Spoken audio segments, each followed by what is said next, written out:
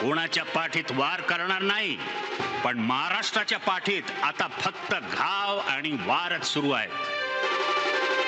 सगळा पैशांचा खेळ.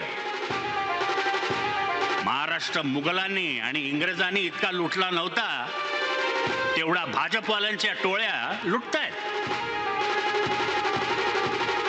आणि ते सुद्धा हिंदुत्वाच्या नावाखाली. भारतीय जनता पक्षाला आम्ही हिंदुत्वासाठी मोठे केले, पण आज हिंदुत्वाचे खरे मारेकरी कोणी असतील तर हेच.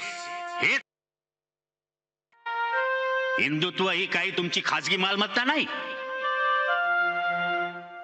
अरे हिंदूंमध्ये भांडणं लावली जात आहेत. जाती पोट जातीत मारामाऱ्या लावून ते नाना फडणवीस मजा बघतायत.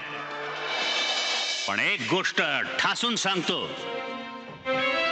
तुमचे 100 बाप खाली उतरले तरी शिवसेनेचं अस्तित्व तुम्हाला संपवता येणार नाही. शिवसेनेने गेल्या 50 वर्षात किती सोसले हो. सतत आव्हानं दिली गेली आणि आम्ही ती स्वीकारलीही. 5 पिढ्या शिवसेनेच्या विचाराने भारल्या गेल्या आहेत. त्यांच्या रक्तामध्ये स्वार्थाचा नाही तर राष्ट्रीयत्वाची जबरदस्त ऊर्जा शिवसेनेने निर्माण केली.